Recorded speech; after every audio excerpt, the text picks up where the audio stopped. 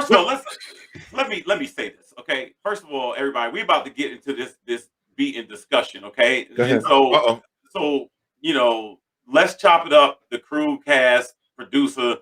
We don't endorse people beating children, all right? So before we even start, let everybody know we're just telling you history, how we came up, okay?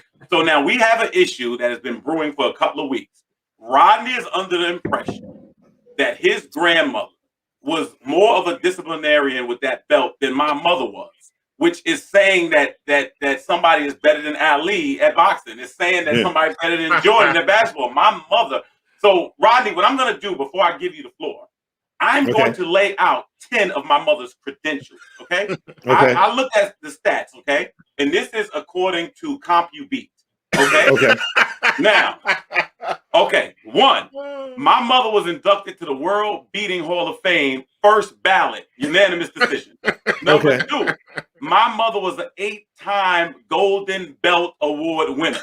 Golden Belt. Number 3, my mother designed and secured a patent for a more aerodynamic, environmentally friendly belt with traction. She changed the whole beating era. Oh, Number 4, my mother was a consultant and choreographer for all the beating scenes during the filming of Roots. Okay? My mother, number 5, my mother was the first to handle the belt with either hand. She could cross over. People wasn't doing that back then.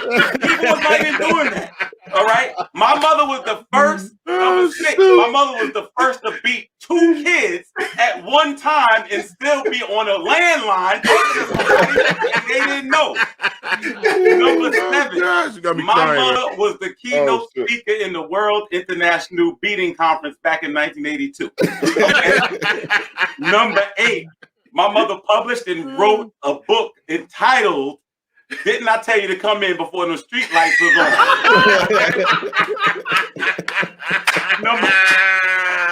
Number 9, the Bloods and the Crips were going to give my mother an honorary status in the game. They saw her beat somebody and said she was too violent for their brand. And then the last thing was my mother was the first one. Remember all these parents used to have to try to find the belt? My mother was the first one to actually put a belt in a glass case that said break in case of emergency.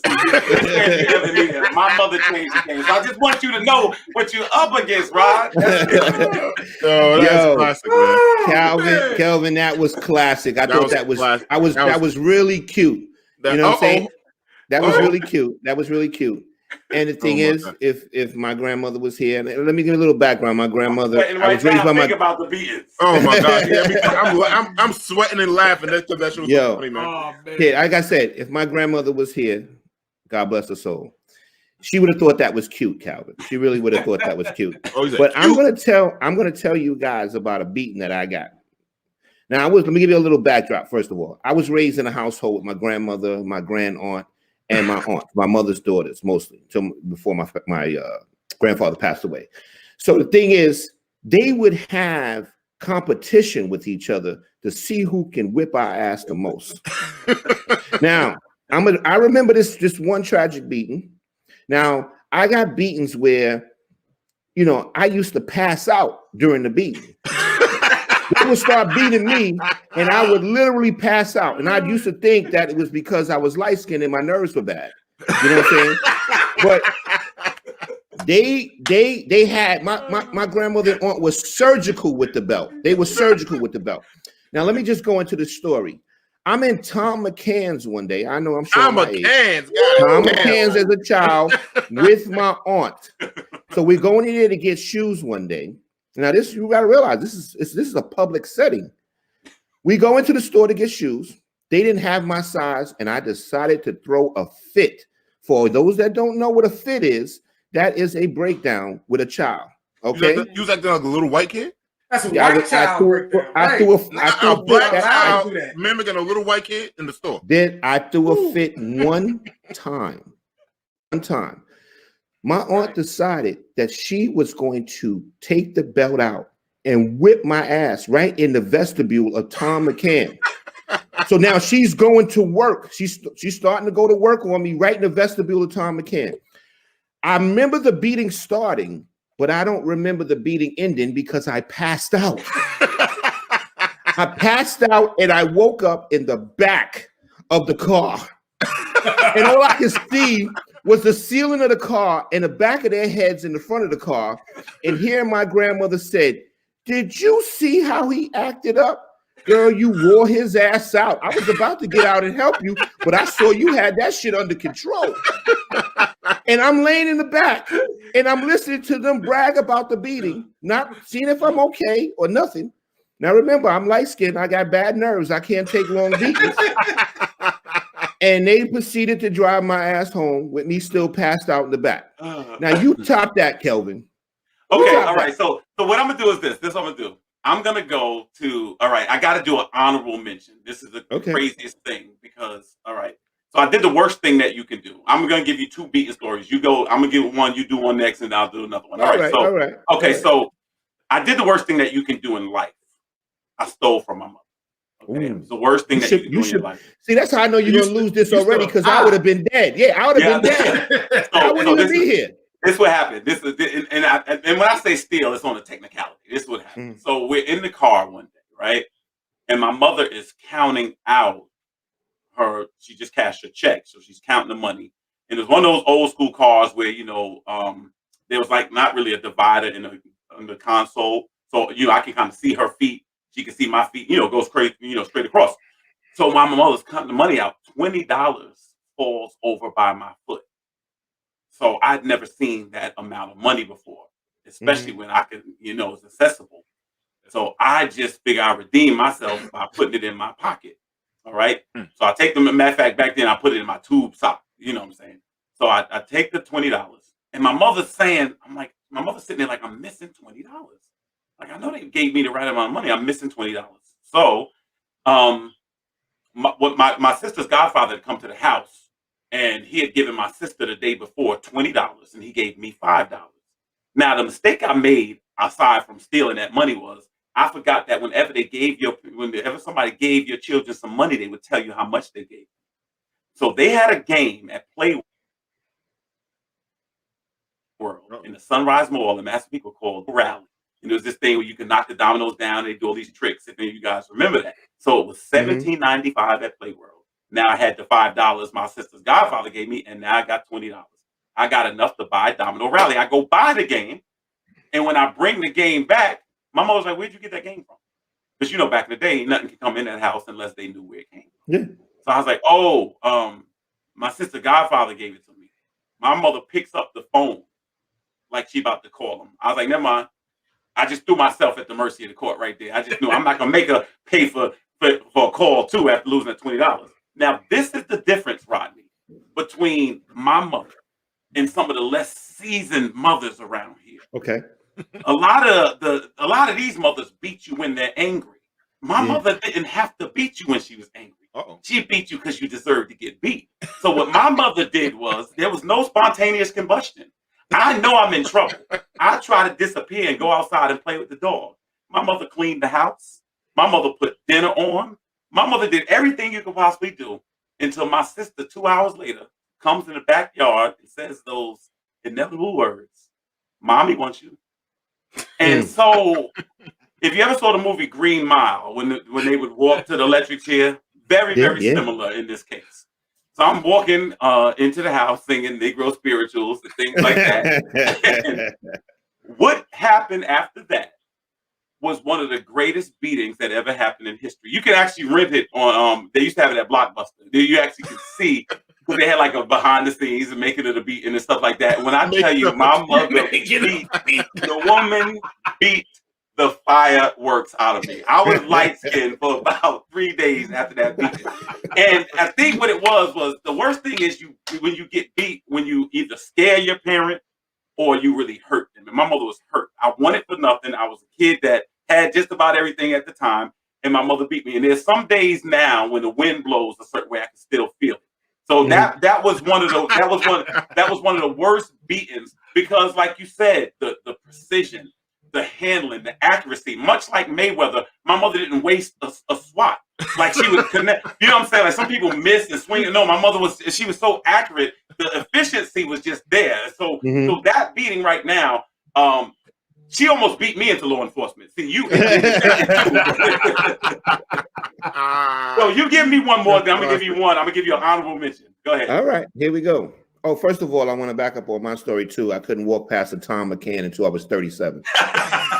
That's number one, right? Number two, right? And here we go. Now, my grandmother would basically always be watching us, even when you didn't know you were being watched. You know what I'm saying? Like we'd be out in the front playing, because back in the day, you know, people watch their kids and stuff. So I don't know if you guys remember those old picnic tables that used to have the X legs. Yep. They were made of wood or whatever. Yes. So everybody had them in their backyard, and they used to come with the benches that had the X legs too. Yep. So we had a picnic table. The picnic table broke, and one side of the picnic table's legs broke off. So now we had one side with the picnic table legs on, and the other side no. So now it looks like a ramp. So I decided to move this picnic table in the driveway so I could jump it with my bike. Now, not realizing that my grandmother could be watching this. So I go to the end of the driveway, ride up to the picnic table, ride up the picnic table and stop right on the picnic table. And didn't jump. Go back, build up some more courage, try it again, still didn't jump. On the third one, I said, you know what? I'm going to do it. I ride up the driveway.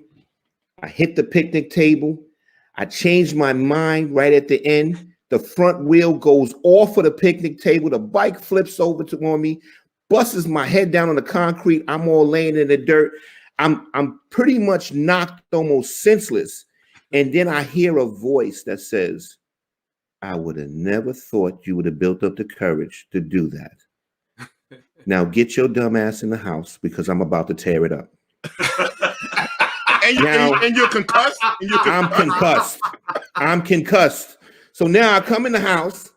She tears me up, whips me from floor to bottom, and then tells me to go to bed 1 o'clock in the afternoon. Oh, the worst. Throws my whole sleep pattern off for the whole night, and I'm concussed. Now, you chop that, Calvin. Okay, so this I gotta make a tag. I gotta do this because it'd be unfair. So my father, who did not believe in hitting children.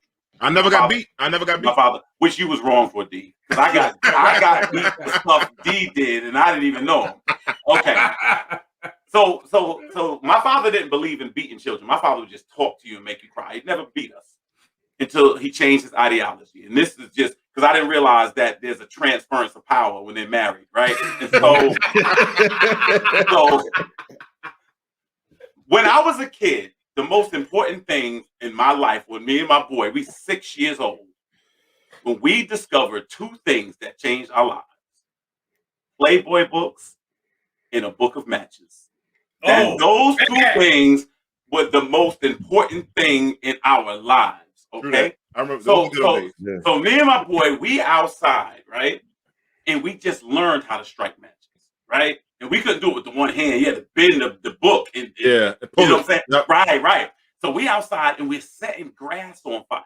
Now picture this summer day. We're in Massapequa with a summer day. My mother and all of the ladies are getting their hair done at a lady's house down the street. It's like 15 mothers in the neighborhood getting their hair done. In front of that house, the girls are all outside playing double dutch. So you get the whole picture here. Everybody's out. My boy and myself, we go back to my house behind, since everybody was down at the other house, we go behind, he's at his grandmother's house. We go behind my house in the backyard and we start striking matches and lighting the grass on fire. The problem is the grass doesn't burn because every time we would strike a match, it's wet or the wind would blow it out. So I come up with this brilliant idea. Let's go in the garage. This way there won't be any wind. Brilliant idea. Get in the garage. We take some magazines and we burn it. But the only problem was only the corner would burn and then it would fizzle out. So now I'm saying to myself, I see these bottles filled with stuff, right? And I know my father would use them periodically. Now, I've never seen the word kerosene before, and I couldn't pronounce it. I don't know what it is, but to me, it looked like if we use that, maybe if we pour that on the books, the kerosene, substance, maybe that'll help the fire burn. Oh, you sure it's kerosene? So we take the kerosene and open it and pour it out on the books. I strike that match and kaboom, like magic, black smoke everywhere. Now we are panicking, okay? Because the garage is on fire inside the garage. So my boy starts yelling fire. I'm like, shut up, you're going to get us in trouble. So I close the garage so nobody knows that there's going to be a fire.